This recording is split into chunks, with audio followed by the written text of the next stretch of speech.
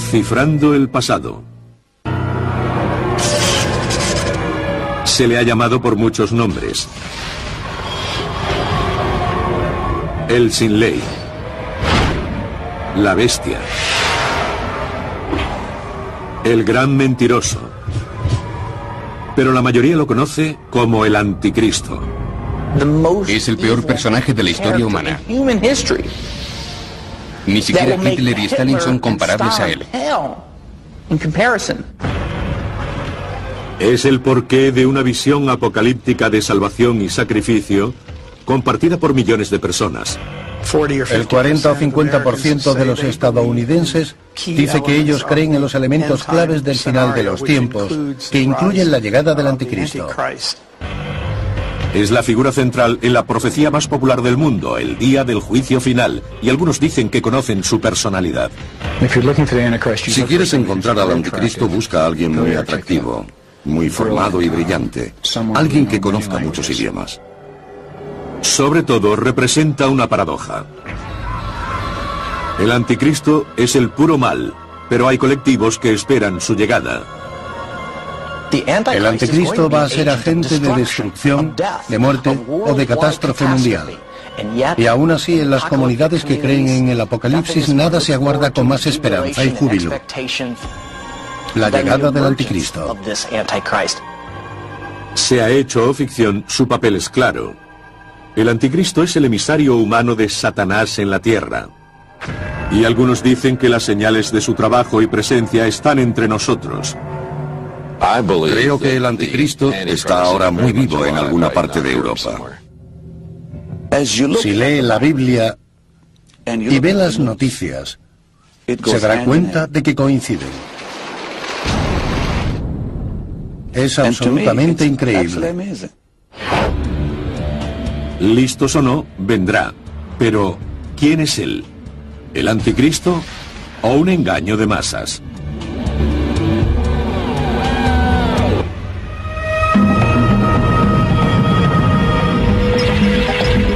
El anticristo.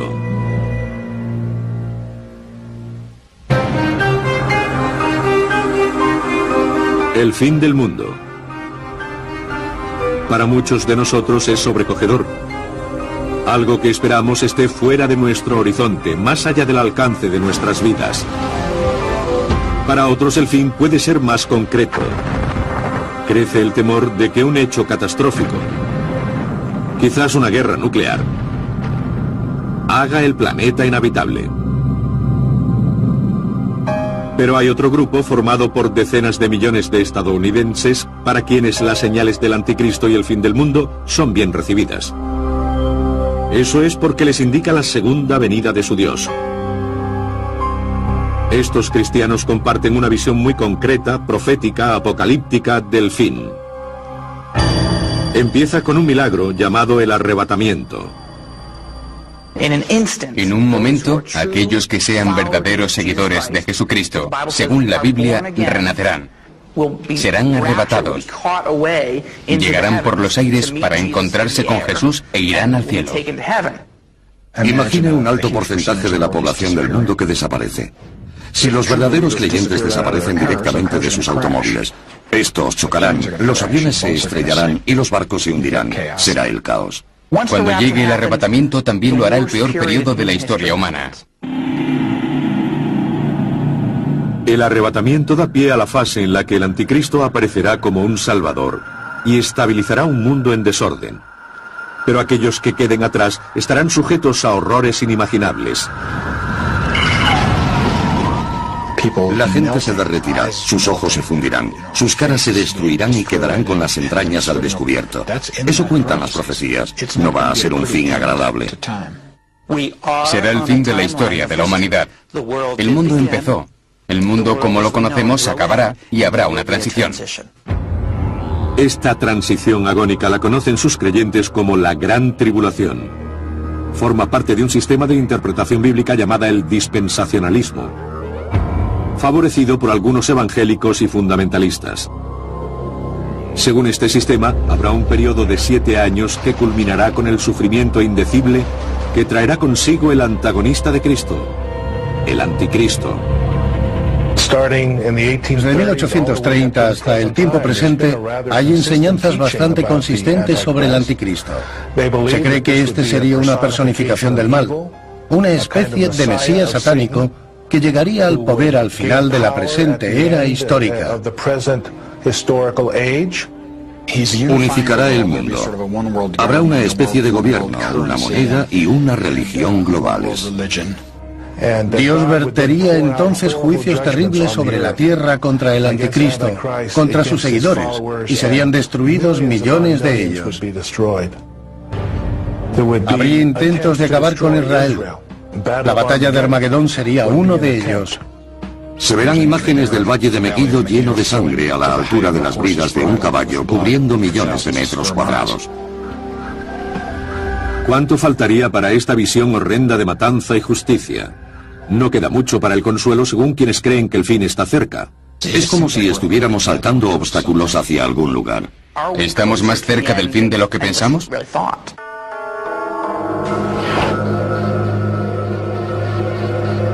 ¿Tales horribles profecías son ciertas o quizás solo en parte? ¿Tienen inspiración divina o son fantasías que crean su propio sendero impío de terror y muerte? ¿Verdadero o falso? Las raíces del anticristo se remontan a los primeros textos de la religión.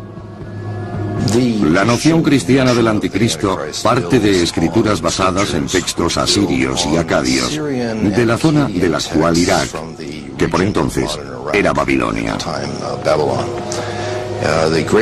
La gran historia habla de Tiamat, la maligna y poderosa serpiente de las profundidades. Como Satanás, Tiamat se rebela contra los dioses más poderosos, pero es derrotado por Marduk, el dios protector de la ciudad de Babilonia. Después de matar a Tiamat, Marduk crea el universo a partir de trozos de su cuerpo. Un todo bueno hecho de partes malignas. De ahí parte la creación del orden, el principio de la civilización. Otras religiones antiguas tenían también como eje esta mezcla entre el bien y el mal. El dios Pele era responsable del volcán, pero en Polinesia el volcán tenía algunos aspectos positivos. Así que aquí tenemos un dios a cargo de dos cosas. Las culturas de los indios americanos normalmente hablan de un equilibrio entre las cosas. El mismo fuego que calienta también puede quemar la mano.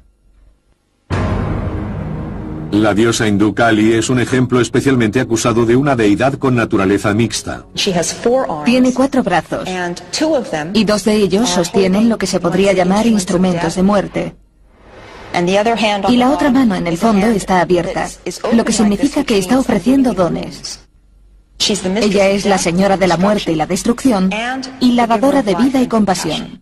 Lo que tenemos es una fusión dinámica, donde muchas calidades están unidas en una figura. Al contrario de lo que conocemos en Occidente, donde todo está separado.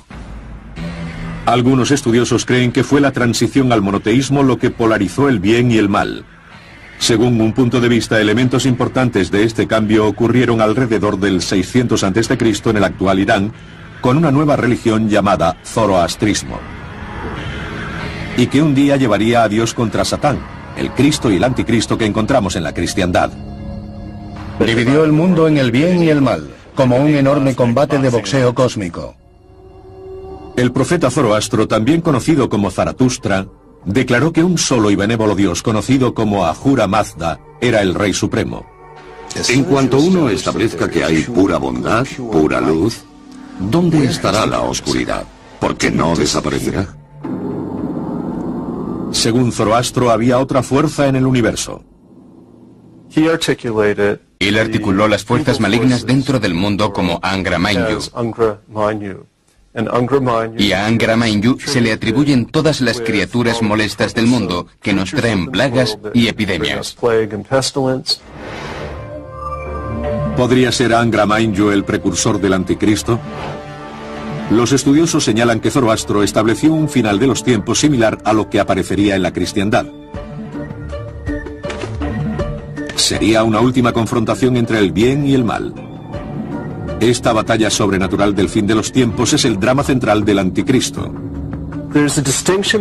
Hay una distinción que es bastante novedosa, donde viene esta noción de que todo lo bueno sea asociado con Dios y todo lo malo con el diablo. Algunos estudiosos creen que el zoroastrismo influyó en el judaísmo y finalmente en el cristianismo. Después de la caída de Jerusalén ante los babilonios en el 586 a.C., miles de judíos fueron deportados a Mesopotamia. Cuando los persas conquistaron Babilonia en el 539, los judíos desterrados entraron en contacto con las nuevas religiones. La bestia, el dragón del caos, el traidor. Tales eran las metáforas que las sociedades antiguas usaban para referirse al maligno. ¿O eran manifestaciones literales de la figura del mal? De cualquier modo, ellos sentaron las bases para un nuevo arquetipo de mal en el final de los tiempos. Un anticristo que los creyentes pronto encontrarían acechando en las páginas del libro de Daniel. ¿Pero este texto se refiere realmente al anticristo o a una figura histórica que pisó la tierra hace más de 2000 años? El Apocalipsis. La palabra conjura imágenes del fin del mundo. El caos. La destrucción masiva. Un catastrófico enfrentamiento final entre Cristo y el Anticristo. Pero tales asociaciones son sorprendentemente diferentes del significado griego original de Apocalipsis, que es sencillamente revelar. Con ello queremos decir que revela los planes de Dios para el fin de nuestro mundo, para castigar al malo y premiar al justo. Muchos textos apocalípticos fueron escritos entre el siglo II a.C. y el segundo de nuestra era, durante un periodo de persecución de los judíos y después de los cristianos. Algunos han formado parte de la Biblia. Para demostrar la existencia del anticristo, los creyentes en la profecía vuelven a menudo a la Biblia hebrea y a los textos apocalípticos del libro de Daniel. La palabra anticristo nunca aparece en el libro de Daniel, pero se refiere a un príncipe despótico que vendrá en una época turbulenta. El mundo vivirá momentos duros y estará buscando a un líder elocuente que pueda unirlo bajo el estandarte de la paz y la seguridad. Traerá la prosperidad al mundo. Él quiere que afecte a las economías del mundo de una manera positiva. Y afianzará la alianza para muchos durante una semana. Daniel 9:27. Una semana bíblica, según los creyentes, equivale a 7 años nuestros. Lo que dispara el periodo de 7 años de la Gran Tribulación es el acuerdo que el Anticristo negocia con Israel. Es un tratado de paz para 7 años. Y a la mitad de la semana hará cesar el sacrificio y la oblación. Daniel 9:27. 3 años y medio después, él romperá ese tratado. Y del Dios de los dioses dirá cosas increíbles. Daniel 11:36. Su principal rasgo es el orgullo. Él se cree mejor que Dios, cree que es superior a Dios y que merece ser entronizado. ¿Pero el libro de Daniel es verdaderamente profético sobre el anticristo y el final de los tiempos? O como indican muchos historiadores, hay algo más detrás de estas referencias a un gobernante despótico que usurpa el orden divino. Según algunos eruditos, el libro de Daniel fue escrito entre el 167 y el 164 a.C., durante la persecución de los judíos bajo el emperador sirio Antíoco IV. Estos especialistas creen que las menciones en las que otros ven al anticristo están referidas a este déspota sirio. Al hacerse con Jerusalén, Antíoco IV empieza a tomar ciertas medidas para intentar fortalecer su poder sobre la población hebrea de Judea. A medida que aumenta la resistencia contra él, se proclama Dios y ordena el culto a su persona en el templo de Jerusalén. Los seleucidas helenos habían controlado Judea de modo intermitente tras la división del imperio de Alejandro Magno a su muerte en el 323 a.C. Fuertemente influenciado por la cultura griega, Antíoco llegó al poder en el 175 con la intención de helenizar a los judíos.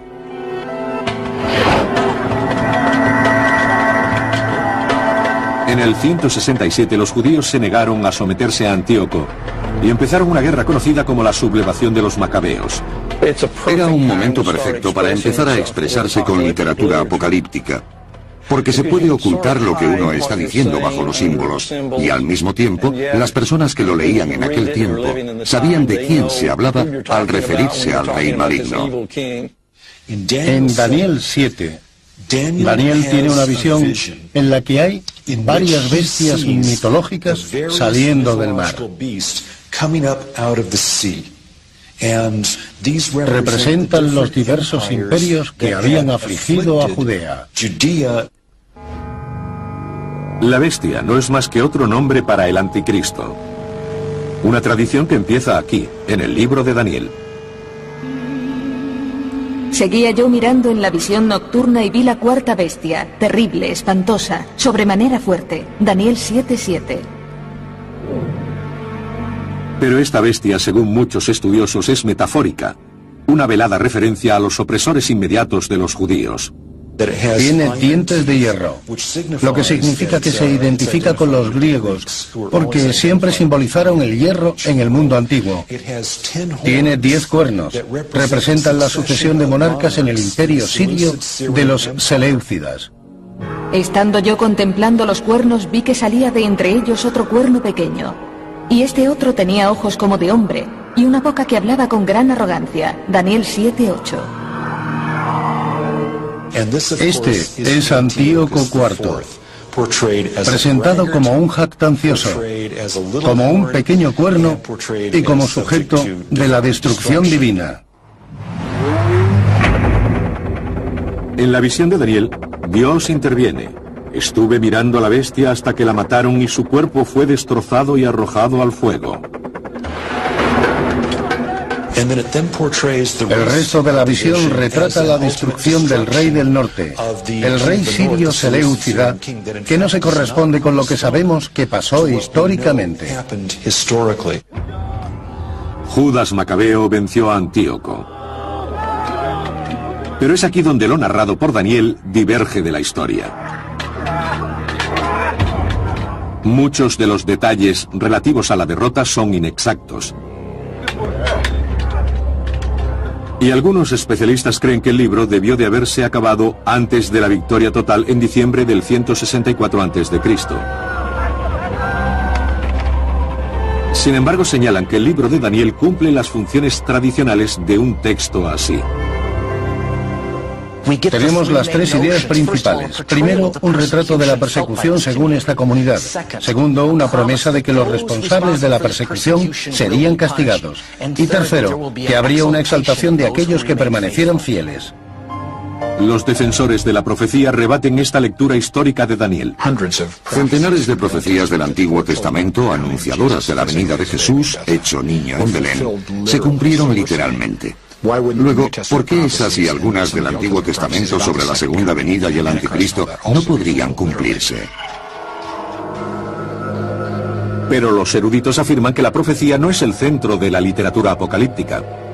La literatura apocalíptica no se escribe realmente para predecir el futuro. Eso puede parecer algo terrible. Las personas leían los textos apocalípticos para intentar entender su situación presente, porque las cosas no iban bien para los justos. ¿El libro de Daniel es historia o profecía?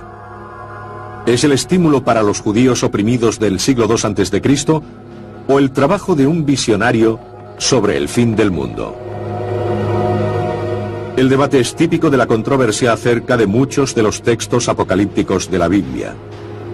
Y en ninguna está tan viva como la que afecta al Apocalipsis del Nuevo Testamento.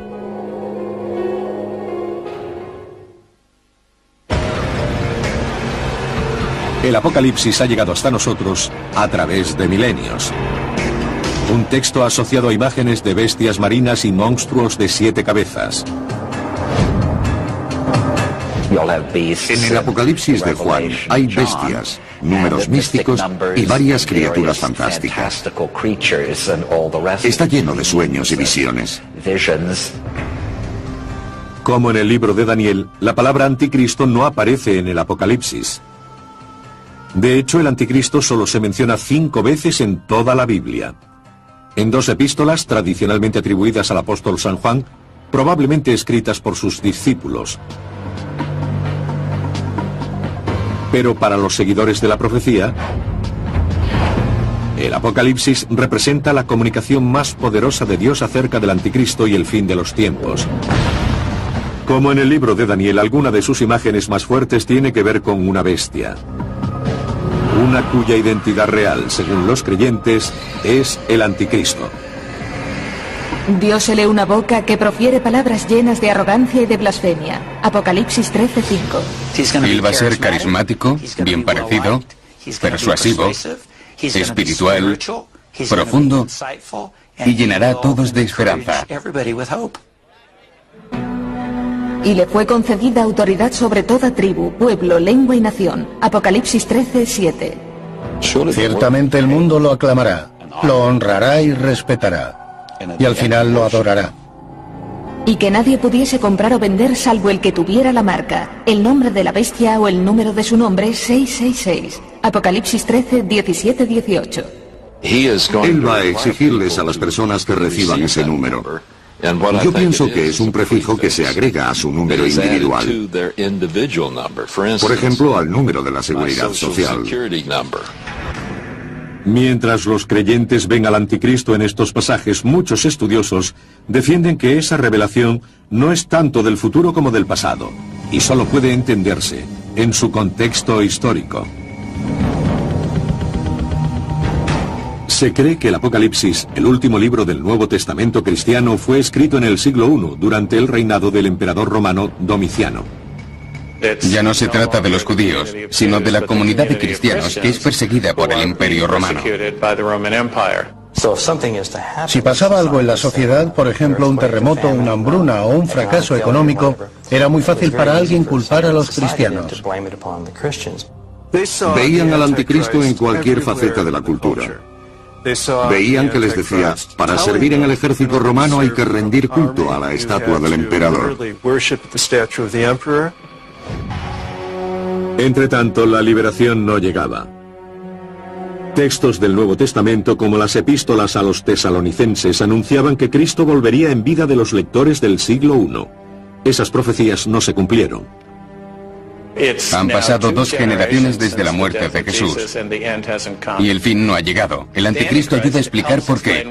Aún hay fuerzas demoníacas actuando.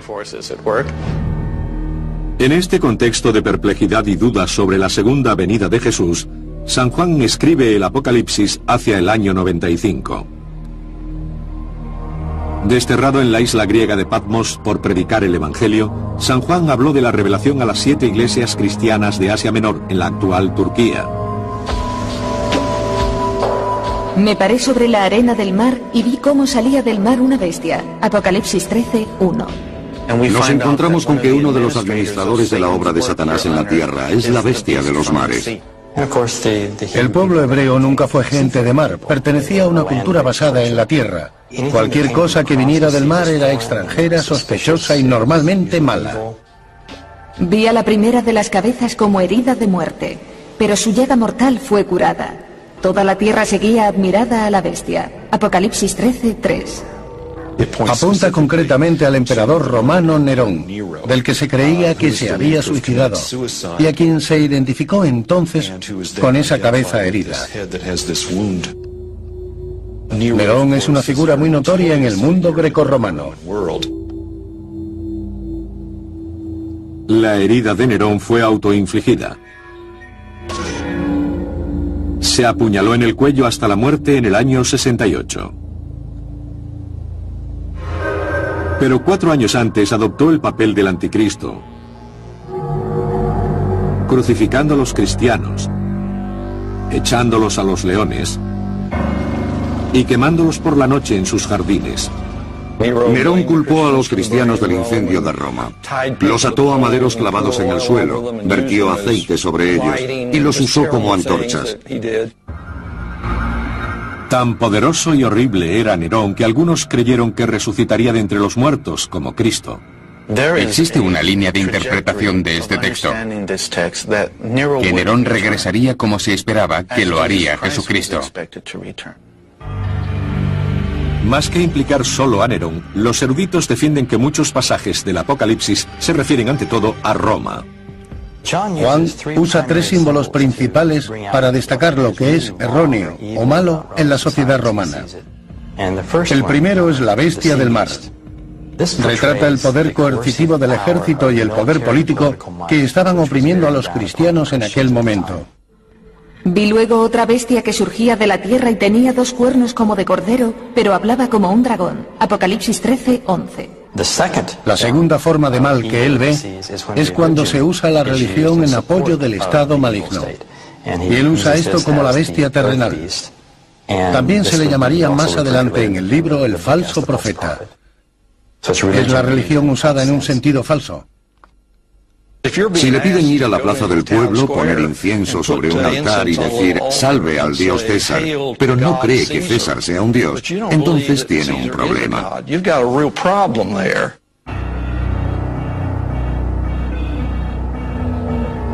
Y que nadie pudiese comprar o vender salvo el que tuviera la marca, el nombre de la bestia o el número de su nombre 666. Apocalipsis 13:17-18.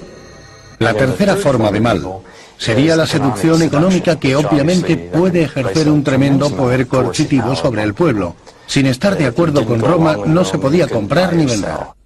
En algunos documentos oficiales habría lemas imperiales que eran necesarios para comerciar en la antigüedad. Hoy los estudiosos creen que el número de la bestia, 666, es el valor numérico correspondiente al nombre Nerón César en griego. Es posible leer el Apocalipsis como alegato contra el poder romano, o más proféticamente como la evidencia de un próximo anticristo. Pero ¿hay otra manera de interpretar este texto? Pienso que la revelación podría entenderse como una presentación del profundo contraste simbólico entre el bien y el mal dentro de nosotros. Este tipo de símbolos viven y nos piden cuestionarnos cómo se hallan el bien y el mal en nuestras propias actividades. Lo que sí nos dice es que a menudo en la historia las personas buenas sufren cosas malas. Pero la fe dice que el bien acaba triunfando. Aparentemente no sin innumerables victorias del mal. Desde la Edad Media, persecuciones y cruzadas contra el anticristo llevarían a la matanza de incontables inocentes.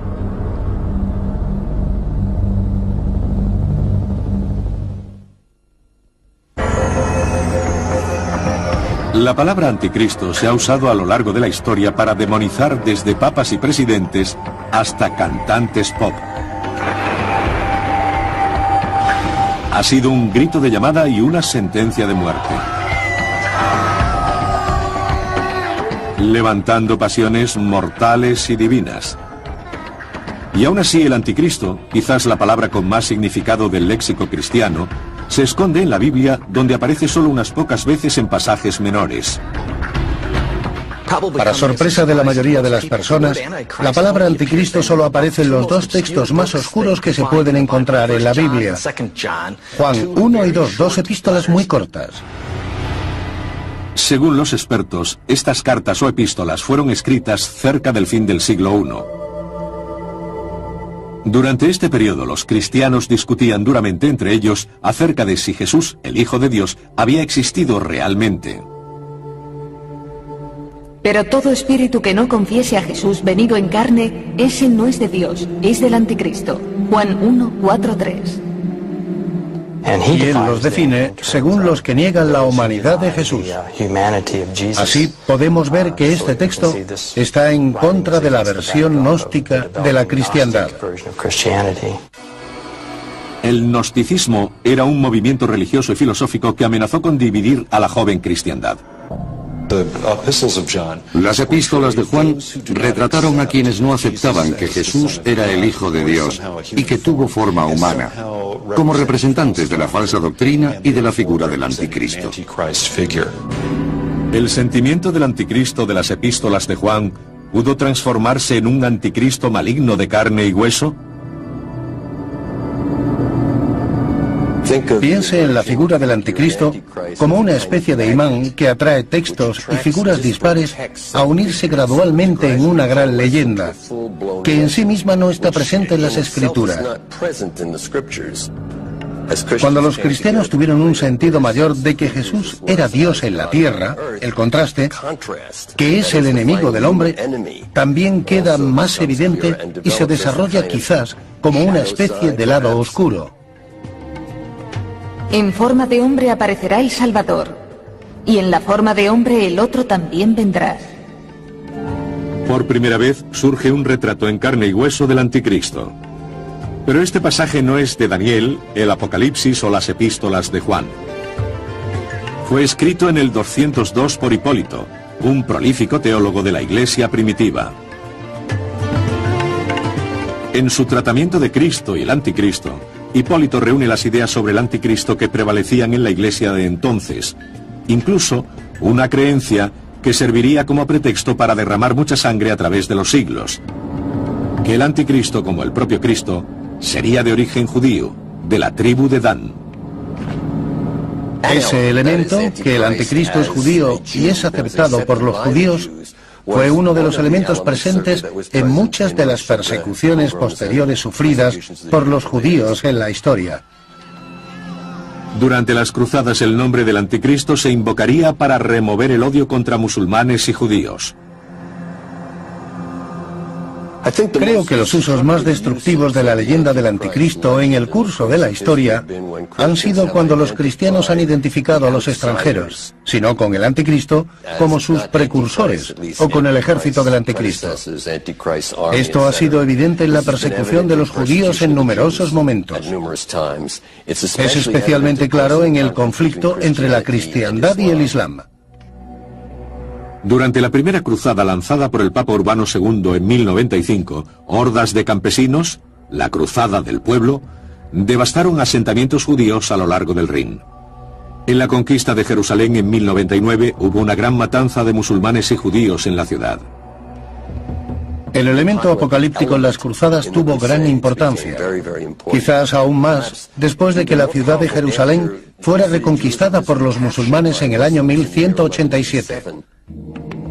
La reconquista de Jerusalén por Saladino en 1187 alimentó la creencia de que él era el anticristo. De forma interesante, los musulmanes también tienen una figura del anticristo llamada el Dajjal. Aparece hacia el siglo IX en el Hadith, una recopilación de hechos y dichos de la vida del profeta Mahoma. Es la idea de que realmente no es un Cristo, pero que intentó dar una imagen de líder, de Mesías. La propia palabra Dajjal significa en árabe el que engaña o gran mentiroso, alguien que es un falso Mesías, y esta noción también se encuentra en los textos bíblicos.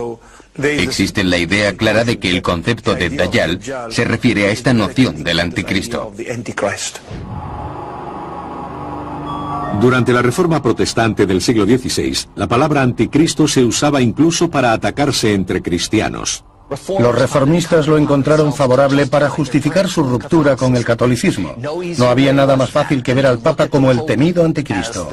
El Papa les devolvió el favor y empezó a señalar a cada uno de los reformadores protestantes como agentes del anticristo en la tierra. El poder de señalar al anticristo resultaba muy seductor, sobre todo en forma de profecía.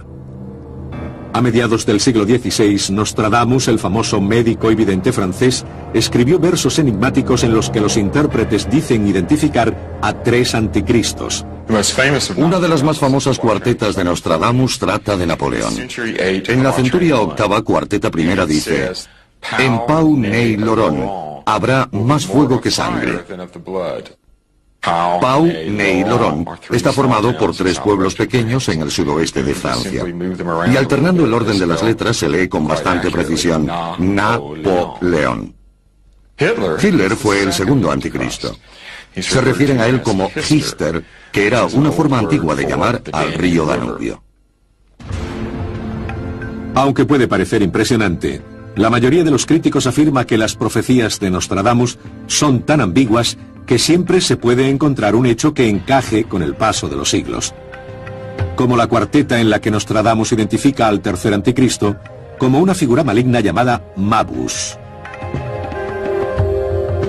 Los creativos intérpretes han afirmado que el último anticristo puede ser desde Saddam Hussein hasta el presidente ruso Vladimir Putin.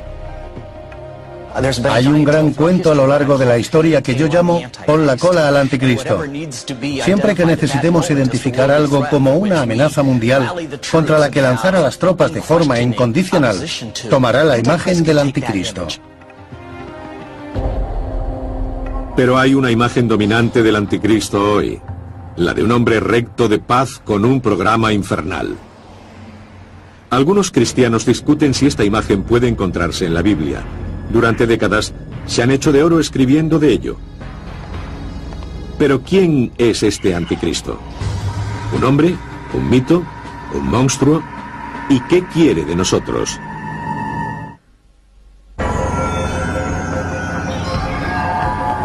La historia del anticristo ha crecido libro a libro, siglo tras siglo.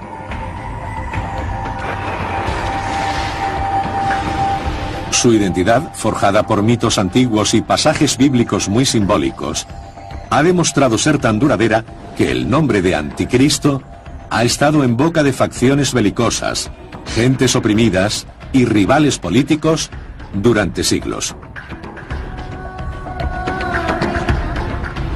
Para anticipar quién y qué podría ser el futuro anticristo, solo hay que mirar lo que él ha sido. ¿El anticristo será un enemigo externo? ¿Un enemigo interno de la Iglesia o estará entre nosotros? ¿Tendrá unos pocos años o muchos? ¿Será un terrible persecutor al que debamos temer? ¿O será principalmente un fraude religioso? En cierto sentido, el anticristo es todas estas cosas, y cada una de ellas en variada proporción, como ha esbozado la historia durante 2000 años. Quien quiera o lo que quiera que sea, la creencia en el anticristo y la profecía del fin del mundo está de nuevo en alza. Hay algo en los sucesos apocalípticos que fascina a las personas. Existe un sentido de que el mal está creciendo. Y esta lucha entre el bien y el mal puede estar alcanzando un punto catastrófico.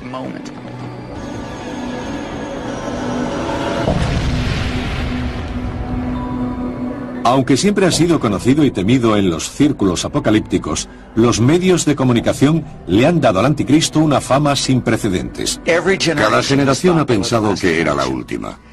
La diferencia está en que ahora tenemos cadenas de televisión y la distribución mundial de novelas que promueven esas ideas.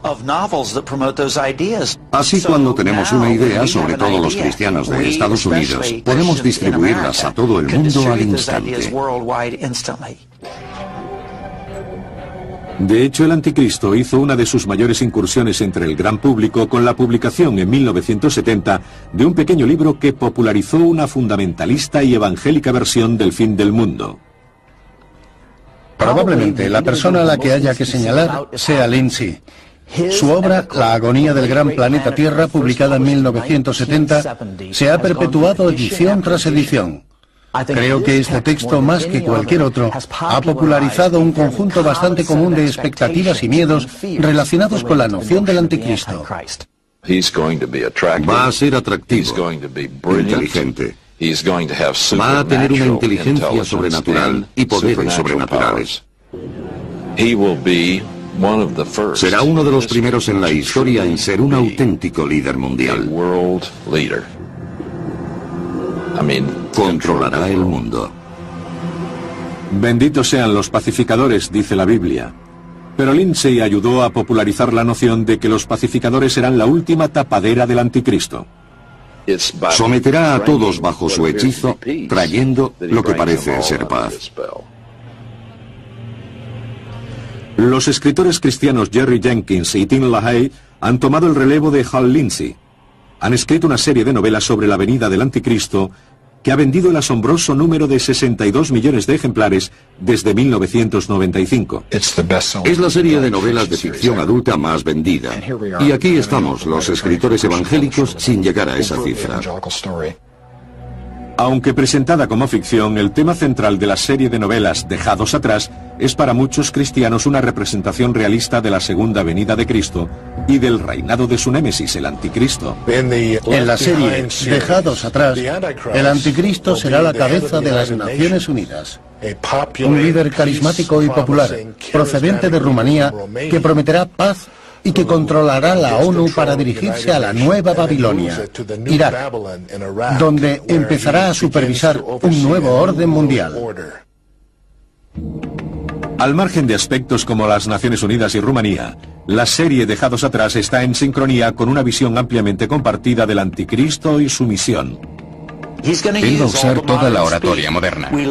Todos nos queremos, todo el mundo es bueno, todos estamos de acuerdo, seamos todos uno, y la gente corriente va a mirarlo y dirá, este es un gran tipo. El Anticristo sería artífice de un tratado de paz en Oriente Próximo, y los judíos se regocijarían, reconstruirían su templo en Jerusalén, vivirían un resurgimiento de la hegemonía judía y habría seguridad y paz en Oriente Próximo. Llegado ese punto, según el dispensacionalismo, exactamente a los 3 años y medio de su reinado, el Anticristo mostraría sus colmillos. Ya no pretenderá ser una buena persona, puesto que gobernará el mundo con mano férrea. Entrará en el nuevo templo de Jerusalén proclamándose Dios y pedirá adoración. Llevará la muerte a todos aquellos que se nieguen a reconocerlo. Recibirá su marca, la marca de la bestia, en la frente o las manos. Permitirá un horrible holocausto sobre ellos. Lo que los dispensacionalistas modernos dicen es que será la peor persecución en la historia del pueblo judío. Jesús, cuando vuelve, viene a rescatarnos, porque si no llegara en el momento justo en el que va a venir, no quedaría nadie vivo. Será la segunda venida de Cristo, al final de esta tribulación, cuando el Anticristo será abatido. Sus fuerzas sufrirán la derrota. Los judíos supervivientes recibirán finalmente a Jesús como su Mesías, y Jesús establecerá el trono de David en Jerusalén. No sorprende que este complejo panorama no convenza a todos. Es una visión del mundo realmente sobrenatural. En lugar de intentar entender nuestra propia implicación en los sucesos o en las ambigüedades de la vida, todo se explica en términos absolutos del bien contra el mal. Pero si los textos apocalípticos no son profecías literales, ¿qué importantes mensajes pueden seguir encerrando? Pienso que además contesta a algo muy arraigado en la condición humana. El intento de dar sentido a nuestra historia y a encontrarnos en el lado del bien, en medio de tanto conflicto.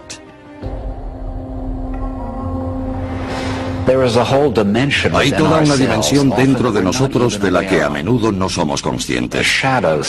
Un lado sombrío que está lleno de ira, venganza y toda clase de motivos oscuros que odiamos reconocer.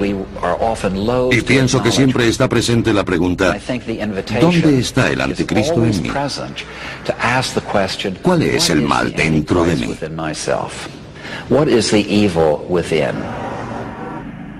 Determinar si el Anticristo es físicamente real, algún tipo de energía metafísica o un engaño total puede estar más allá de nuestro conocimiento. Pero lo que sí podemos afirmar es que el Anticristo abarca cada vez más espacio en nuestro horizonte. Sus pisadas se acercan con cada década que pasa.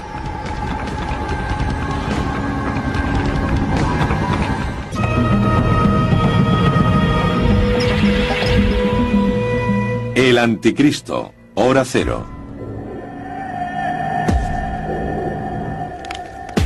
El anticristo ha encabezado las listas de los más buscados durante los 2 últimos milenios. Los creyentes de la profecía nunca han dejado de buscarle. Es el oponente maligno de Cristo, el representante de Satán en la tierra en forma humana, que llega al final de los tiempos. Se le teme, pero a la vez se le da la bienvenida. La llegada del anticristo se ve con esperanza porque implica el fin del mundo. Y esto a su vez supone la unión con Jesucristo y la perfección de la humanidad. Si se hace una lectura literal del Nuevo Testamento como la que hacen los fundamentalistas conservadores, el orden sería primero la aparición del anticristo y después de 7 años de reinado, Cristo regresará y lo derrotará.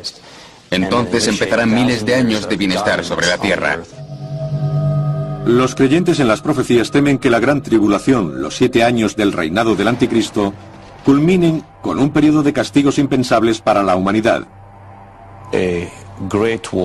Se desatará una guerra tremenda que traerá el fin del mundo y causará la desaparición de millones de personas. Mucho peor que la Segunda Guerra Mundial. Esta acabará con muchos más. En poco tiempo, la mitad de la población mundial habrá desaparecido. Así no es extraño que algunos cristianos hayan estado siguiendo la pista de esta figura demoníaca a lo largo de la historia. Los creyentes han construido un perfil utilizando claves extraídas de la Biblia, principalmente del libro de Daniel en el Antiguo Testamento y el Apocalipsis en el Nuevo Testamento. Este cuerno tenía ojos como de hombre y una boca que hablaba con gran arrogancia. Daniel 7:8. El libro de Daniel predice incluso que este hombre tendrá la habilidad de hechizar con la oratoria. Hipnotizará al mundo a través de su fascinante forma de hablar. Y le fue concedida autoridad sobre toda tribu, pueblo, lengua y nación. Apocalipsis 13:7. Será una figura política que traerá paz al principio. También será una figura eclesiástica porque sustituirá a las religiones del mundo por la suya. La venida del inicuo irá acompañada del poder de Satanás, de todo género de milagros, señales y prodigios engañosos. Tesalonicenses 2:9. El anticristo leerá las escrituras, las citará y hará señales, maravillas y milagros. Para los creyentes en las profecías, el anticristo es un criminal acusado de antemano por su delito. De acuerdo con los eruditos, ha sido buscado especialmente en Estados Unidos. Algunos piensan que esta preocupación está basada en el miedo. El anticristo es una figura que ha representado el miedo a un mundo en cambio. Un mundo que cambiará en detrimento de los cristianos. Pocos sucesos históricos han cambiado al mundo como el descubrimiento del Nuevo Mundo. Según se dice en Mateo 8, todo el mundo debe ser evangelizado antes del regreso de Cristo. Si miramos a México en el siglo XVI, al descubrirse el continente del Nuevo Mundo, hubo un resurgir del pensamiento apocalíptico, pues ya se podía evangelizar a todo el mundo, porque se había descubierto. En el siglo XVII los puritanos llegaron al Nuevo Mundo en busca de libertad económica y religiosa, pero también para convertir a los indígenas al cristianismo. A las pocas semanas de pisar tierra americana, estaban pasando hambre y necesitaron robar las provisiones a los indios. Poco tiempo después estalló el conflicto. Culminó con la matanza masiva de indios. No había otra forma más fácil de justificar esta persecución que comenzar a ver a los nativos como agentes del anticristo, como demonios en forma de indios.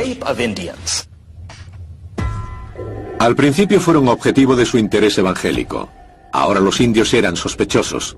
El problema de los europeos fue que al encontrarse a los indios creyeron que eran el anticristo. La Biblia había sido utilizada para racionalizar la existencia de todas las personas de cualquier parte. Así que si nosotros éramos supuestos descendientes de Adán, ¿por qué no se nos mencionaba en la Biblia? En el siglo XVIII la etiqueta del anticristo se expandió hasta el enemigo extranjero. Durante la Guerra de Independencia, algunos políticos patriotas pensaron que quizá Jorge III era el anticristo. Se encuentran alusiones al anticristo desde los comienzos de la historia de Estados Unidos. La palabra anticristo se ha usado a lo largo de los siglos para describir a los enemigos, y muy a menudo se utiliza para deshumanizarlos y posibilitar la lucha contra ellos, hasta la muerte si era necesario.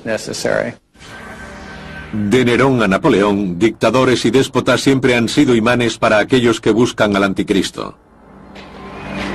En Estados Unidos en el siglo XX los creyentes en las profecías centraron su atención en Europa, donde existía el temor a un déspota capaz de revivir el Imperio Romano. Habrá un cuarto reino fuerte como el hierro. Como todo lo rompe y destroza el hierro, así él romperá todo, igual que el hierro, que todo lo hace pedazos. Daniel 2:40. Durante 2 décadas en el siglo XX, muchos estuvieron convencidos de que esta profecía se había cumplido. Entre los cristianos fundamentalistas se sentía un miedo tremendo hacia Benito Mussolini como el posible anticristo. Había hecho renacer el Imperio Romano, como se había predicho que haría el anticristo. Pero incluso en la cima de su infamia, Mussolini tenía competencia. Entre muchos otros atributos, la habilidad de Hitler para la oratoria fue considerada por algunos como una señal del anticristo. El capítulo 7 de Daniel predice que esta persona tendrá una gran facilidad para hablar sobre grandes cosas. El Apocalipsis en el capítulo 13 dice lo mismo. Adolf Hitler literalmente hechizó con sus palabras a los alemanes. Yo creo que estaba poseído por el diablo. Una de las cosas más impactantes sobre la creencia de la profecía es su capacidad de superar cualquier evidencia en contrario. Cuando mataron a Mussolini y cuando Hitler murió, algunos escritores que durante 20 años en el caso de Mussolini lo habían identificado firmemente como el anticristo dijeron, bueno, no importa, y ofrecieron un nuevo candidato. Los creyentes en la profecía a menudo han puesto su atención en los presidentes de Estados Unidos para buscar al anticristo. Para ellos, este pasaje del Apocalipsis predice un anticristo que usará la coerción económica para dominar el mundo. Y que nadie pudiese comprar o vender salvo el que tuviera la marca, el nombre de la bestia o el número de su nombre. Su número es 666. Apocalipsis 13, 17, 18. Durante el periodo de la Gran Depresión, hubo simpatizantes de la profecía que vieron a Roosevelt como el titiritero, el maestro demoníaco. Cuando la Ley de Seguridad Social fue aprobada en 1935, dijeron, ahora podemos ver la naturaleza de este sistema demoníaco, porque todos seremos números, justo como predijo la Biblia. Décadas más tarde, el número de la bestia, 666, llevó a algunos a buscar al anticristo en un presidente que fuera religioso y estuviera interesado en la profecía del final de los tiempos. Uno de los argumentos que recuerdo por aquel entonces es que cada uno de los 3 nombres de Ronald Wilson Reagan tenía 6 letras. Así que tenemos un perfecto 666 en su nombre. Hay algo en estos elementos que parece un juego de mesa, gracias a tantas especulaciones. Existe cierta diversión en todo esto, y suele encontrarse en lo referente al mal y a la destrucción, que tienen más atractivo que lo que concierne al bien, a la paz y a todo lo demás. Durante la Guerra Fría, en Occidente muchos vieron a la Unión Soviética como agente del anticristo. Tras su desintegración, algunos comenzaron a mirar a los Estados Unidos como la única superpotencia. Muchos ven que el imperio de Estados Unidos comienza a manifestar todas las características del anticristo: poder aplastante, poder de control y poder unilateral.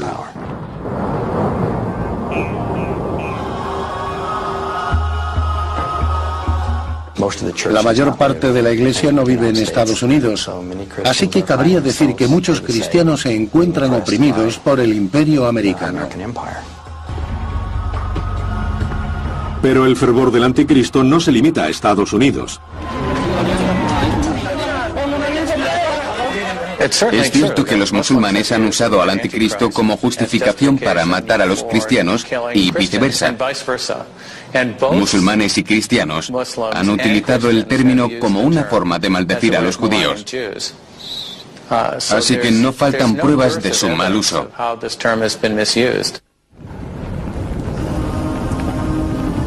Aunque la etiqueta de anticristo ha sido aplicada muchas veces a los poderosos y a quienes no lo eran, a emperadores y a sus imperios, la gran mayoría de creyentes en la profecía siguen esperando al verdadero anticristo. Un individuo solitario y carismático que marca lo peor, la gran tribulación. Y lo mejor, el milenio. Pero ¿cuál es el origen del perfil del anticristo y los detalles de su programa? Sorprendentemente, muchas de las ideas más populares sobre el fin de los tiempos en la América actual tienen su raíz en el siglo XIX y proceden de la ideología de un influyente evangélico británico.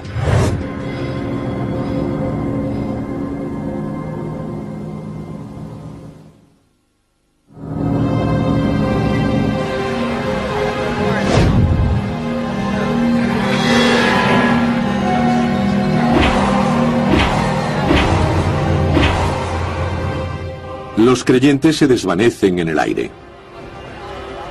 Un anticristo seductor promete la paz, pero persigue a quienes no lo siguen y provoca la Tercera Guerra Mundial.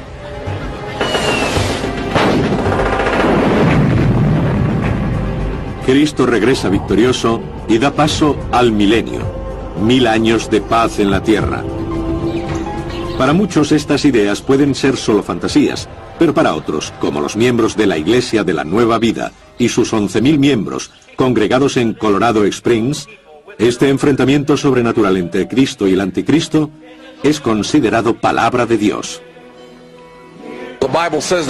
La Biblia dice que habrá un anticristo, y yo creo que habrá un individuo que estará en el final de los tiempos causando todo el mal posible.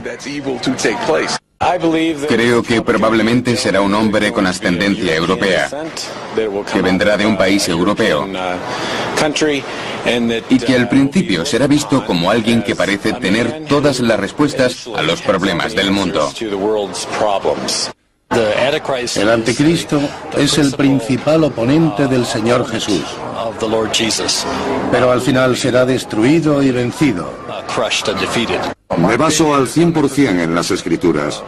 La Biblia es la palabra de Dios, y en eso creo. Miembros de la Iglesia de la Nueva Vida vienen a escuchar al pastor Ted Haggard predicar la obra de Cristo.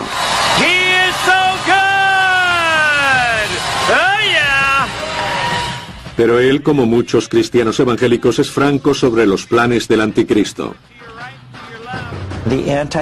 El espíritu del anticristo se encarnará en un cuerpo, y ese día será cuando el mundo viva momentos difíciles. El mundo buscará un líder significativo que una de nuevo a todos bajo el estandarte de la paz y la seguridad.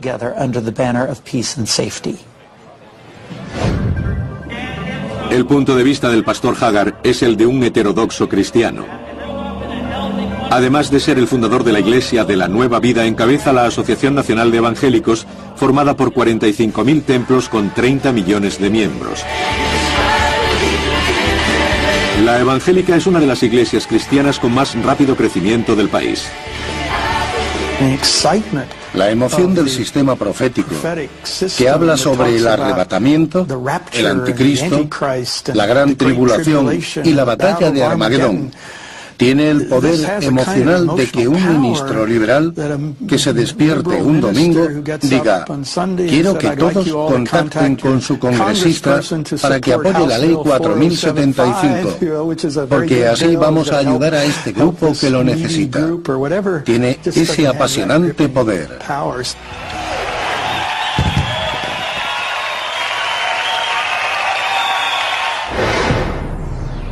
Pero esta imagen del fin de los tiempos no es una invención evangélica del siglo XXI. Y lo que es aún más sorprendente, los eruditos tampoco creen que sea una idea del siglo XX. Viene de la predicación evangélica y protestante del siglo XIX y principios del XX, las cuales relacionaban un número de escenas separadas del Nuevo Testamento, obteniendo un mito nuevo sobre el fin de los tiempos. Esta forma influyente de interpretación bíblica es llamada dispensacionalismo. Fue un invento de un solo hombre, John Nelson Darby, un evangélico británico del siglo XIX. Las enseñanzas de John Nelson Darby fueron llamadas dispensacionalistas porque dividió la Biblia en distintas eras o dispensaciones, como él las llamó. Pensaban que Dios había trabajado con la humanidad de distintas maneras, en distintas dispensaciones, y que lo hizo para unir los hombres en este proceso redentor. La innovación de Darby creó un supersistema bíblico, una nueva forma de leer las escrituras que unificaba textos dispares, principalmente oscuros y apocalípticos como el libro de Daniel y el Apocalipsis, los cuales fueron ignorados por las principales iglesias protestantes. Un dispensacionalista leía la Biblia como un enorme rompecabezas. Tomaba distintas profecías de varios lugares, las unía y trataba de descifrar lo que pensaba que podía suceder con todo detalle. En sus expectativas se incluía un periodo de 7 años de plagas, persecución y horror en la tierra que estaría presidido por el anticristo. Después, Darby argumentó que la Iglesia no podría participar en esto. También dijo que debía ser arrebatada antes de comenzar la gran tribulación. Después nosotros, los vivos, los que quedamos, junto con ellos, seremos arrebatados en las nubes al encuentro del Señor en los aires. Tesalonicenses 1:4-17.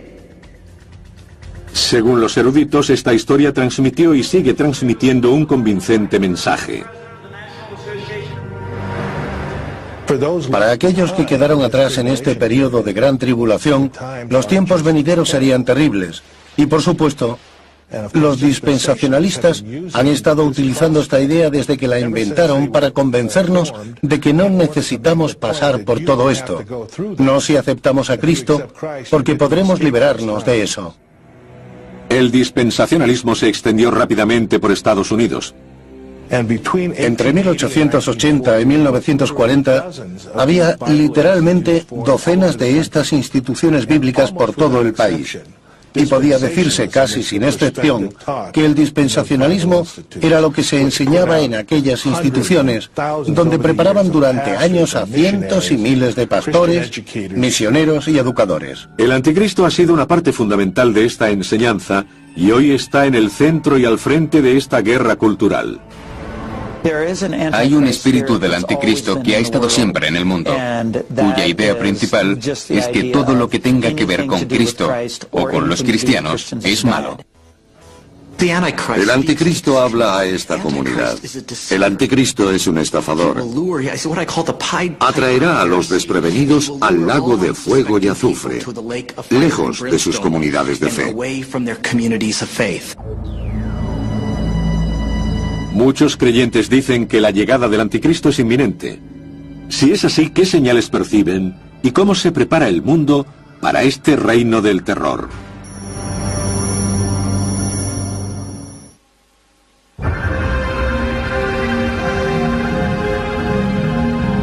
Para los creyentes, el anticristo es una figura real. Un individuo satánico que vendrá un día a sembrar la confusión. Para ellos, la llegada del anticristo puede estar en las noticias del día.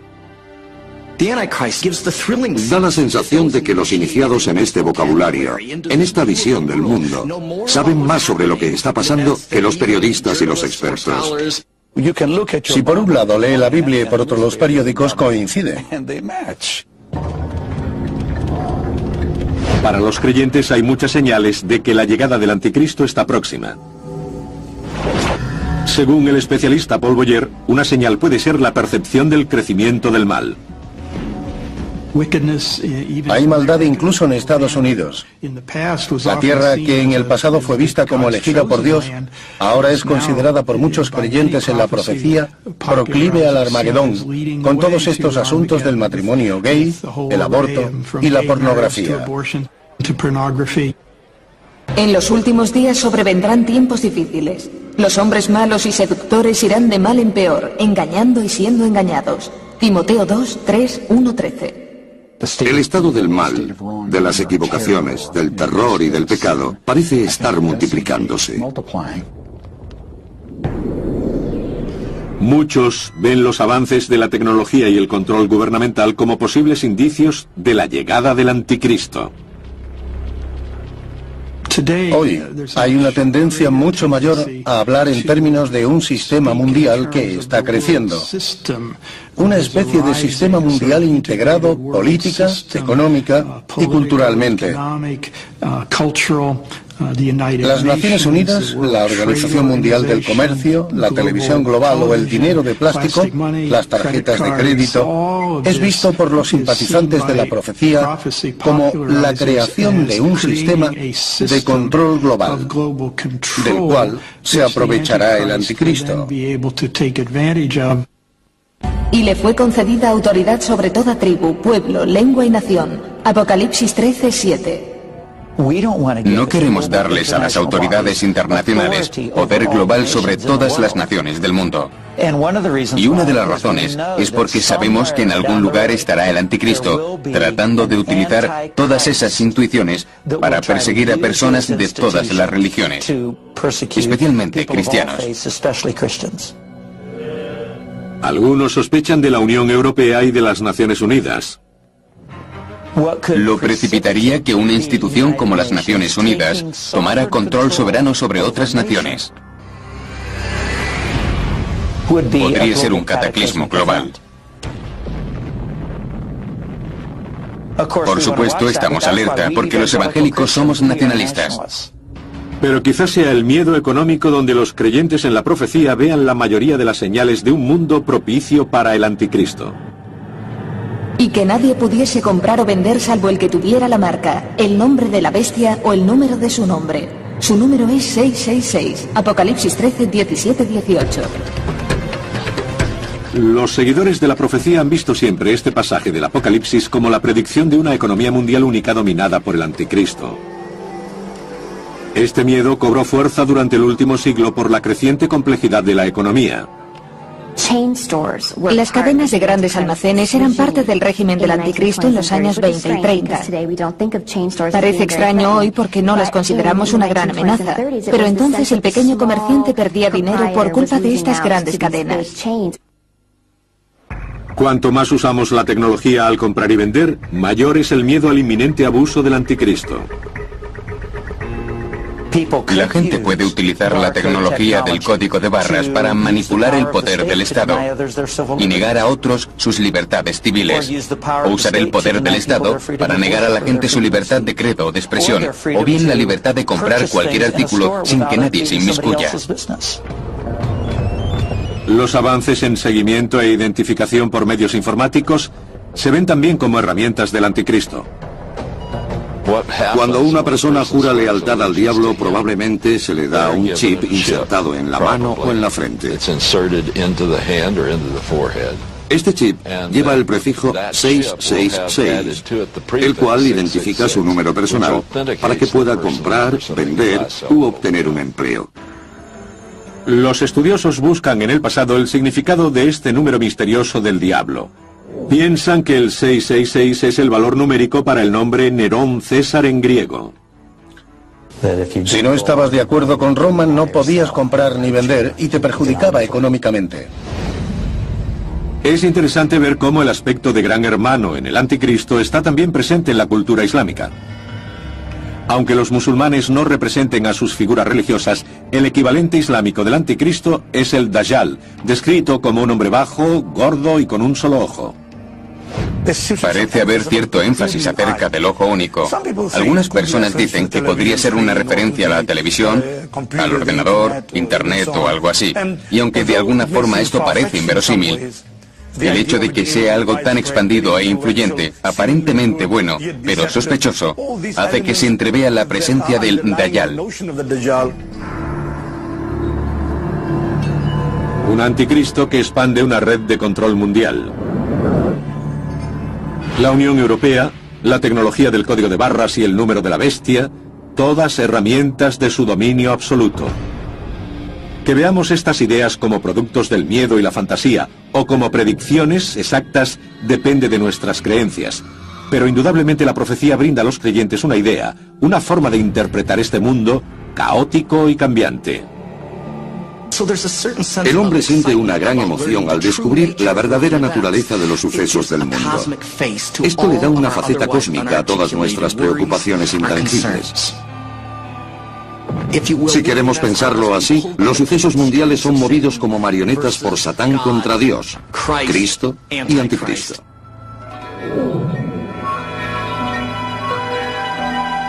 ¿Cuánto tiempo falta, según la predicción, para la nueva venida de Cristo y de su oponente, el Anticristo? ¿Es la creación del Estado de Israel en 1948 el mejor indicio del final de los tiempos? Y si la cuenta atrás ha comenzado, ¿cuánto nos queda?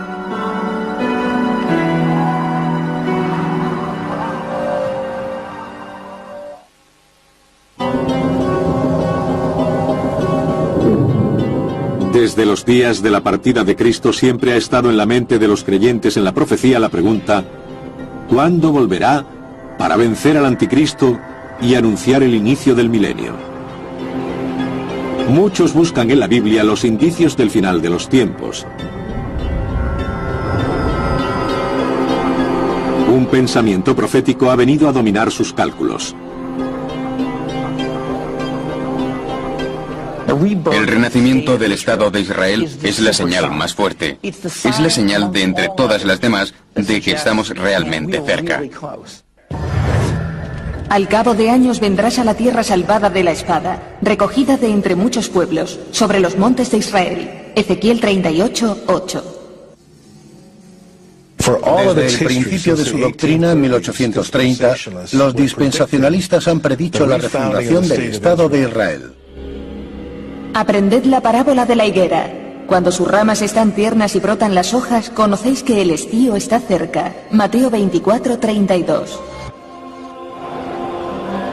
Dios muestra claramente que la higuera es su pueblo, Israel. Dice, cuando la higuera tenga nuevas hojas. Eso es lo que le sucedió a Israel en 1948. No nació, fue reinstaurado. Brotaron nuevas hojas.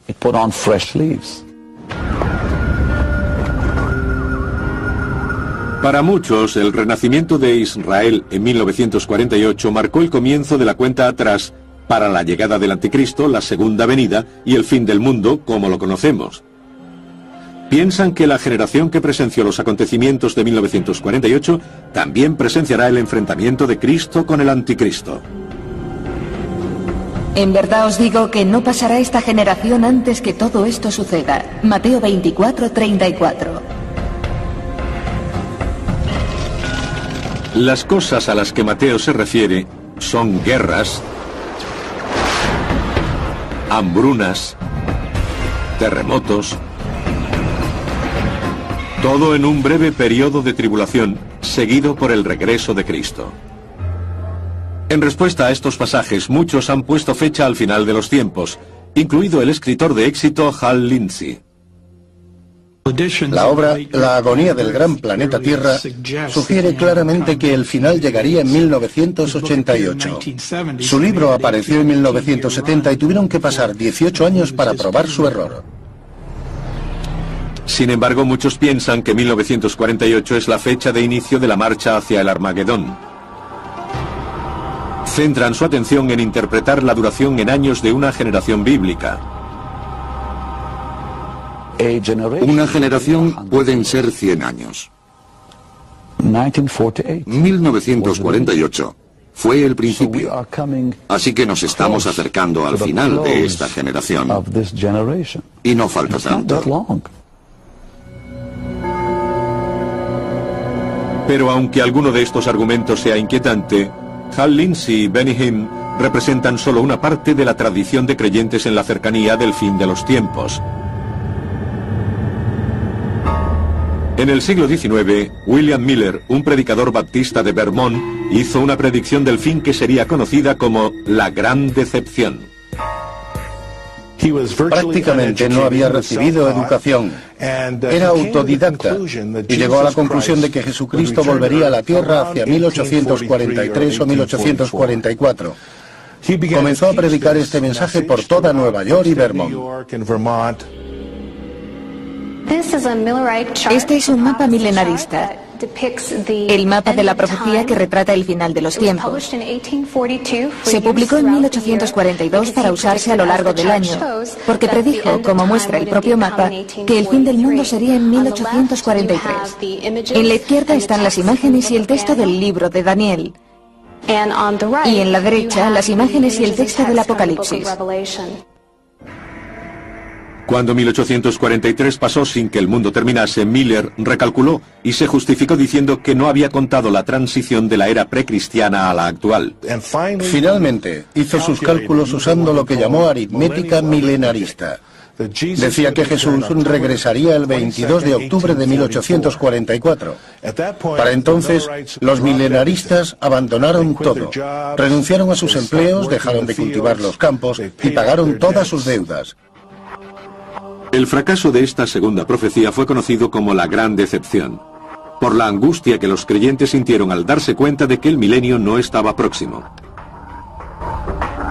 Sin embargo, el interés por la profecía siguió en alza. En la última mitad del siglo XX, cualquier cambio en Oriente Próximo podía inspirar el pensamiento milenarista. Recuerdo estar jugando un día de verano en junio de 1967, cuando mi madre salió por la puerta y me dijo: hijo, este es el fin. Prepárate porque Jesús puede llegar en cualquier momento. Era durante la Guerra de los 6 días y su interpretación del Apocalipsis fue que esta guerra representaba la recuperación israelí de la ciudad vieja de Jerusalén. Era la última condición para el regreso de Jesús. El significado de Israel para los creyentes en la profecía no es solo un asunto de fe, también tiene implicaciones políticas.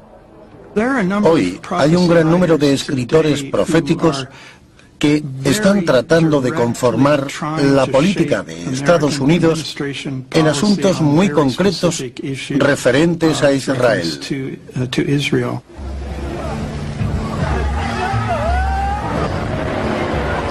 Los dispensacionalistas dirían que el anticristo llegará al caos de Oriente Próximo y llevará a la paz. Pero la mayoría de los especialistas descarta la idea de que la gran señal bíblica sea la fundación de Israel en 1948.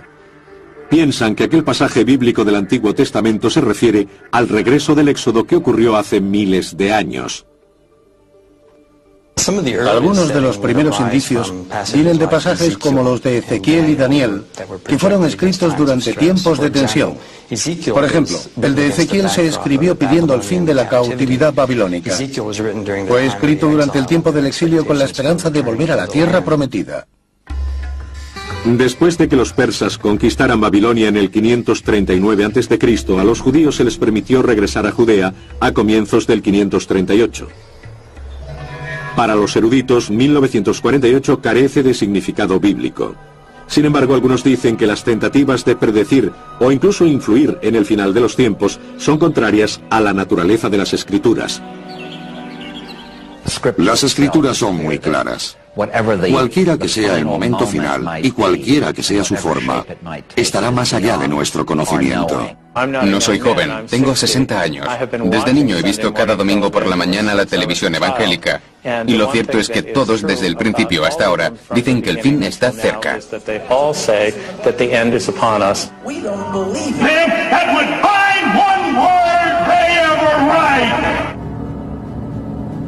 Pero si el mundo como lo conocemos hoy es devastado por el anticristo, trayendo la batalla de Armagedón y terribles juicios de Dios, ¿quién podrá salvarse de esta situación?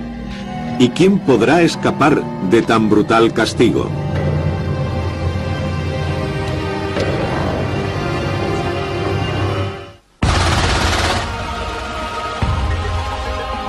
Los creyentes en la profecía dicen que aunque la gran tribulación, los 7 años de reinado del anticristo, será el peor periodo de la humanidad, ellos no estarán en la tierra para presenciarlo. Habrán sido arrebatados. El arrebatamiento de la Iglesia es el momento en el que aquellos que sean seguidores fervientes de Jesucristo volverán a nacer según la Biblia y desaparecerán. Serán arrebatados hasta los cielos para encontrarse con Jesús en el aire y ser llevados al paraíso. El origen del arrebatamiento se encuentra en la primera epístola de Pablo a los tesalonicenses, cuando dice que aquellos que están vivos se unen con los muertos en la resurrección. Pero Pablo no describe ningún Armagedón, lo cual creo que es parte de toda una noción popular de ese momento. Una vez que la Iglesia haya desaparecido, llegará el Anticristo. El Anticristo firmará un tratado de paz con Israel que durará 7 años. A los 3 años y medio romperá ese tratado y ocupará el templo judío, proclamándose a sí mismo Dios. Hará cesar el sacrificio y la oblación, y habrá en el santuario una abominación desoladora. Daniel 9:27. Seguramente el mundo lo acogerá, honrará y respetará, y al final lo adorará. Y adoraron a la bestia diciendo: ¿quién como la bestia? ¿Quién podrá guerrear contra ella? Apocalipsis 13:4. De acuerdo con los creyentes, el anticristo, aunque tenga la apariencia de pacificador, será por naturaleza un perseguidor. Este hombre de paz será como Stalin, que vino a mejorar la vida de los soviéticos y mató entre 20 y 40 millones de ellos. Pero de acuerdo con esta descripción dispensacionalista, ¿quiénes serán los perseguidos por el anticristo? Los perseguidos serán, desde un punto de vista evangélico, aquellos que no hicieron ningún compromiso personal con Cristo, aquellos que no lo aceptaron. Algunos ven en ello un elemento de venganza.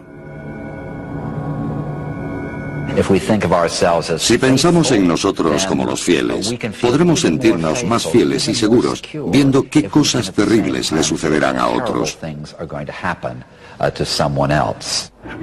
Porque habrá entonces una tan gran tribulación cual no la hubo hasta ahora. Mateo 24:21. El Anticristo dará muerte a todos aquellos que se nieguen a reconocerlo. Para entonces, todos los cristianos se habrán ido, habrán sido arrebatados. Así que perseguirá a los judíos que hayan creído en Jesucristo tras el arrebatamiento. Habrá un terrible holocausto para ellos. Lo que los dispensacionalistas dicen es que será la peor persecución en la historia del pueblo judío. Dios dejará caer terribles castigos sobre la tierra contra el anticristo y sus seguidores. Hambrunas, terremotos, guerras, epidemias. Todo tipo de castigos divinos que exterminarán a una tercera parte de la población. Es imposible imaginar algo peor.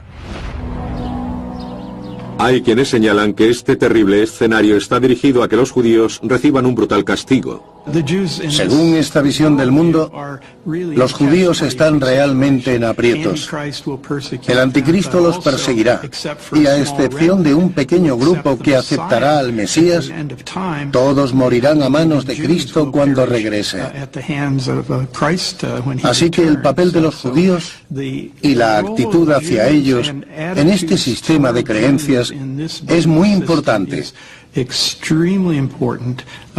Y también extremadamente alarmante. De acuerdo con los creyentes, al final el anticristo lanzará a sus ejércitos contra los oponentes en la batalla final del Valle de Megiddo en Israel. El anticristo, en la batalla de Armagedón, hará una coalición de las 4 esquinas del mundo, con todos los reyes de la tierra que marcharán con sus tropas hacia el Valle de Megiddo. Todos los ejércitos estarán preparados para defender al mundo de cualquier otra fe que no sea la del anticristo. El emisario de Satán ha llegado a su destino. Se alza para exterminar los últimos vestigios de resistencia y asumir el poder absoluto sobre la tierra. Pero en la hora 11, Cristo regresará para librar su batalla final. ¿Por qué Dios espera hasta el momento más desesperante para enviar a su Hijo en nuestra ayuda? Los creyentes dicen que el momento de la llegada de Cristo ha sido preconcebido, que su regreso coincide con nuestro momento más débil para oponernos al mal. Después de la dramática descripción del Apocalipsis, la batalla llega a su fin. Cristo exterminará al anticristo y a sus seguidores con la verdad, con la palabra de Dios. Sus palabras exactas se desconocen, pero de acuerdo con los creyentes estas no son una metáfora. Mucha sangre será derramada. Hay una imagen del Valle de Megiddo donde la sangre llega hasta la brida de un caballo y abarcando miles de kilómetros. El anticristo y el mal son barridos de este fantástico escenario. Pero algunos creen que esta interpretación de la Biblia es muy simplista. La verdadera fe siempre dejará lugar a la duda. Todo esto puede parecer muy extraño, y en concreto a esta rama de cristianos evangélicos no les gustará escucharlo.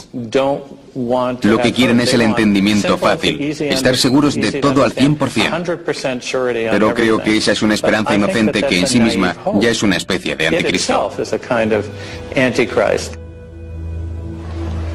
Otros dicen que el papel del anticristo incluso podría ser constructivo más que destructivo. Solo debemos mirarnos a nosotros mismos en lugar de a otros para juzgar el mal. Este era el mensaje de San Agustín, uno de los primeros padres de la Iglesia en el siglo V. Cuando Agustín predica a su congregación sobre el anticristo, dice que todos debemos cuestionarnos si somos el anticristo.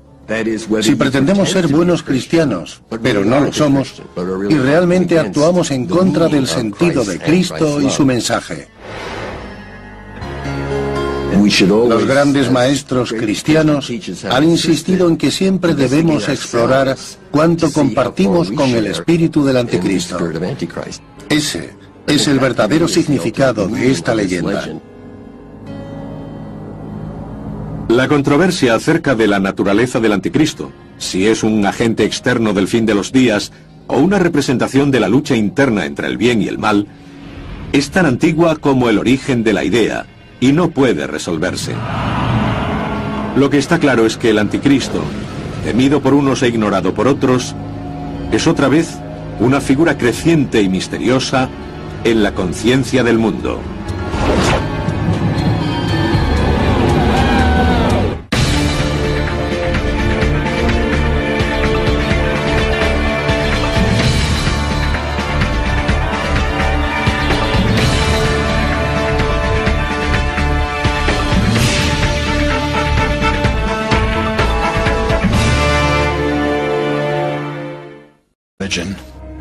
Dios vertería entonces juicios terribles sobre la tierra contra el anticristo, contra sus seguidores, y serían destruidos millones de ellos.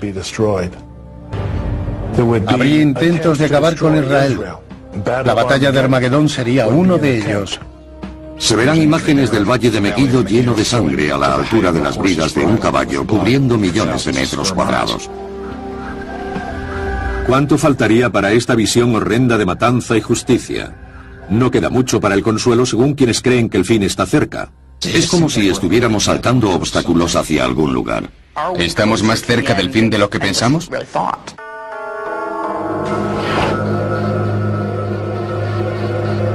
Tales horribles profecías son ciertas o quizás solo en parte. Tienen inspiración divina o son fantasías que crean su propio sendero impío de terror y muerte. Verdadero o falso, las raíces del anticristo se remontan a los primeros textos de la religión. La noción cristiana del anticristo parte de escrituras basadas en textos asirios y acadios de la zona del actual Irak, que por entonces era Babilonia.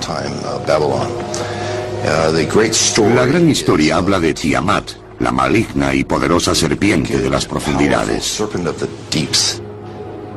Como Satanás, Tiamat se rebela contra los dioses más poderosos, pero es derrotado por Marduk, el dios protector de la ciudad de Babilonia. Después de matar a Tiamat, Marduk crea el universo a partir de trozos de su cuerpo. Un todo bueno hecho de partes malignas. De ahí parte la creación del orden, el principio de la civilización. Otras religiones antiguas tenían también como eje esta mezcla entre el bien y el mal. El dios Pele era responsable del volcán, pero en Polinesia el volcán tenía algunos aspectos positivos. Así que aquí tenemos un dios a cargo de dos cosas. Las culturas de los indios americanos normalmente hablan de un equilibrio entre las cosas. El mismo fuego que calienta también puede quemar la mano. La diosa hindú Kali es un ejemplo especialmente acusado de una deidad con naturaleza mixta. Tiene 4 brazos, y 2 de ellos sostienen lo que se podría llamar instrumentos de muerte. Y la otra mano en el fondo está abierta, lo que significa que está ofreciendo dones. Ella es la señora de la muerte y la destrucción, y la dadora de vida y compasión. Lo que tenemos es una fusión dinámica, donde muchas calidades están unidas en una figura. Al contrario de lo que conocemos en Occidente, donde todo está separado. El fin del mundo. Para muchos de nosotros es sobrecogedor. Algo que esperamos esté fuera de nuestro horizonte, más allá del alcance de nuestras vidas. Para otros el fin puede ser más concreto. Crece el temor de que un hecho catastrófico, quizás una guerra nuclear, haga el planeta inhabitable. Pero hay otro grupo formado por decenas de millones de estadounidenses para quienes las señales del anticristo y el fin del mundo son bien recibidas. Eso es porque les indica la segunda venida de su Dios. Estos cristianos comparten una visión muy concreta, profética, apocalíptica del fin. Empieza con un milagro llamado el arrebatamiento. En un momento, aquellos que sean verdaderos seguidores de Jesucristo, según la Biblia, renacerán. Serán arrebatados. Llegarán por los aires para encontrarse con Jesús e irán al cielo. Imagine un alto porcentaje de la población del mundo que desaparece. Si los verdaderos creyentes desaparecen directamente de sus automóviles, estos chocarán, los aviones se estrellarán y los barcos se hundirán. Será el caos. Cuando llegue el arrebatamiento, también lo hará el peor periodo de la historia humana. El arrebatamiento da pie a la fase en la que el anticristo aparecerá como un salvador y estabilizará un mundo en desorden. Pero aquellos que queden atrás estarán sujetos a horrores inimaginables. La gente se derretirá, sus ojos se fundirán, sus caras se destruirán y quedarán con las entrañas al descubierto. Eso cuentan las profecías. No va a ser un fin agradable. Será el fin de la historia de la humanidad. El mundo empezó. El mundo como lo conocemos acabará y habrá una transición. Esta transición agónica la conocen sus creyentes como la Gran Tribulación. Forma parte de un sistema de interpretación bíblica llamada el dispensacionalismo, favorecido por algunos evangélicos y fundamentalistas. Según este sistema, habrá un periodo de 7 años que culminará con el sufrimiento indecible que traerá consigo el antagonista de Cristo, el anticristo. Desde 1830 hasta el tiempo presente hay enseñanzas bastante consistentes sobre el anticristo. Se cree que este sería una personificación del mal, una especie de mesías satánico que llegaría al poder al final de la presente era histórica. Unificará el mundo. Habrá una especie de gobierno, una moneda y una religión globales.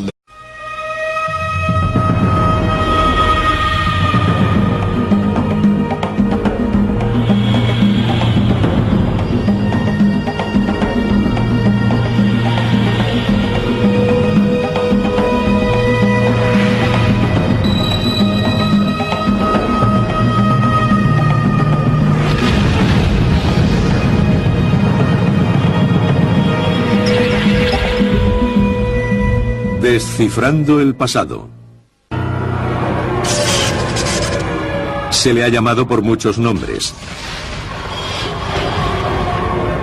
El sin ley, la bestia, el gran mentiroso, pero la mayoría lo conoce como el anticristo.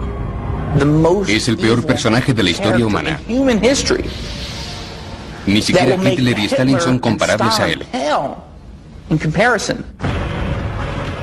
Es el porqué de una visión apocalíptica de salvación y sacrificio compartida por millones de personas.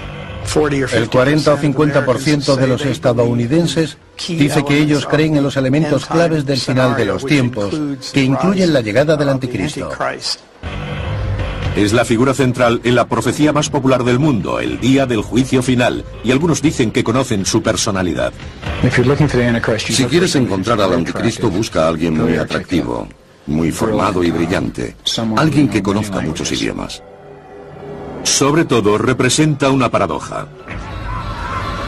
El anticristo es el puro mal, pero hay colectivos que esperan su llegada.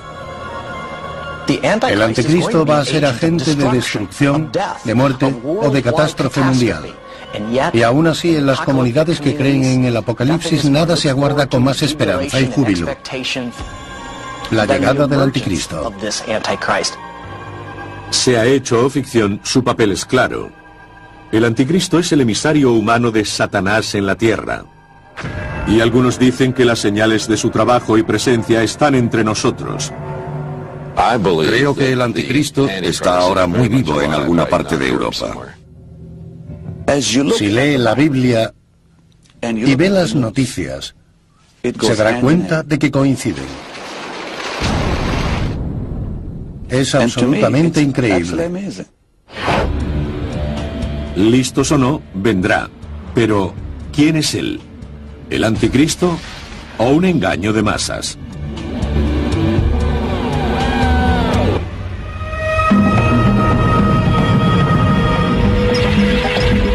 El anticristo. El caos. La destrucción masiva. Un catastrófico enfrentamiento final entre Cristo y el anticristo. Pero tales asociaciones son sorprendentemente diferentes del significado griego original de Apocalipsis, que es sencillamente revelar. Con ello queremos decir que revela los planes de Dios para el fin de nuestro mundo, para castigar al malo y premiar al justo. Muchos textos apocalípticos fueron escritos entre el siglo II a.C. y el segundo de nuestra era, durante un periodo de persecución de los judíos y después de los cristianos. Algunos han formado parte de la Biblia. Para demostrar la existencia del anticristo, los creyentes en la profecía vuelven a menudo a la Biblia hebrea y a los textos apocalípticos del libro de Daniel. La palabra anticristo nunca aparece en el libro de Daniel, pero se refiere a un príncipe despótico que vendrá en una época turbulenta. El mundo vivirá momentos duros y estará buscando a un líder elocuente que pueda unirlo bajo el estandarte de la paz y la seguridad. Traerá la prosperidad al mundo. Él quiere que afecte a las economías del mundo de una manera positiva. Y afianzará la alianza para muchos durante una semana. Daniel 9:27. Una semana bíblica, según los creyentes, equivale a 7 años nuestros. Lo que dispara el periodo de 7 años de la Gran Tribulación es el acuerdo que el anticristo negocia con Israel. Es un tratado de paz para 7 años. Y a la mitad de la semana hará cesar el sacrificio y la oblación. Daniel 9:27. 3 años y medio después, él romperá ese tratado. Y del Dios de los dioses dirá cosas increíbles. Daniel 11:36. Su principal rasgo es el orgullo.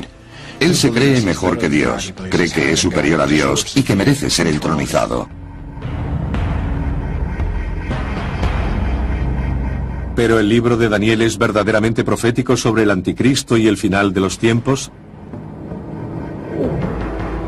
O como indican muchos historiadores, hay algo más detrás de estas referencias a un gobernante despótico que usurpa el orden divino. Según algunos eruditos, el libro de Daniel fue escrito entre el 167 y el 164 a.C., durante la persecución de los judíos bajo el emperador sirio Antíoco IV.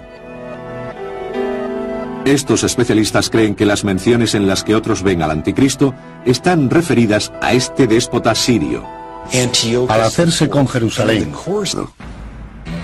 Algunos estudiosos creen que fue la transición al monoteísmo lo que polarizó el bien y el mal. Según un punto de vista, elementos importantes de este cambio ocurrieron alrededor del 600 a.C. en el actual Irán, con una nueva religión llamada zoroastrismo, y que un día llevaría a Dios contra Satán, el Cristo y el anticristo que encontramos en la cristiandad. Dividió el mundo en el bien y el mal, como un enorme combate de boxeo cósmico. El profeta Zoroastro, también conocido como Zaratustra, declaró que un solo y benévolo Dios, conocido como Ahura Mazda, era el Rey Supremo. En cuanto uno establezca que hay pura bondad, pura luz, ¿dónde estará la oscuridad? Porque no desaparecerá. Según Zoroastro, había otra fuerza en el universo. Él articuló las fuerzas malignas dentro del mundo como Angra Mainyu. Y a Angra Mainyu se le atribuyen todas las criaturas molestas del mundo que nos traen plagas y epidemias. ¿Podría ser Angra Mainyu el precursor del anticristo? Los estudiosos señalan que Zoroastro estableció un final de los tiempos similar a lo que aparecería en la cristiandad. Sería una última confrontación entre el bien y el mal. Esta batalla sobrenatural del fin de los tiempos es el drama central del anticristo. Hay una distinción que es bastante novedosa, donde viene esta noción de que todo lo bueno sea asociado con Dios y todo lo malo con el diablo. Algunos estudiosos creen que el zoroastrismo influyó en el judaísmo y finalmente en el cristianismo. Después de la caída de Jerusalén ante los babilonios en el 586 a.C., miles de judíos fueron deportados a Mesopotamia. Cuando los persas conquistaron Babilonia en el 539, los judíos desterrados entraron en contacto con las nuevas religiones. La bestia, el dragón del caos, el traidor. Tales eran las metáforas que las sociedades antiguas usaban para referirse al maligno. ¿O eran manifestaciones literales de la figura del mal? De cualquier modo, ellos sentaron las bases para un nuevo arquetipo de mal en el final de los tiempos. Un anticristo que los creyentes pronto encontrarían acechando en las páginas del libro de Daniel. ¿Pero este texto se refiere realmente al anticristo o a una figura histórica que pisó la tierra hace más de 2000 años? El Apocalipsis. La palabra conjura imágenes del fin del mundo.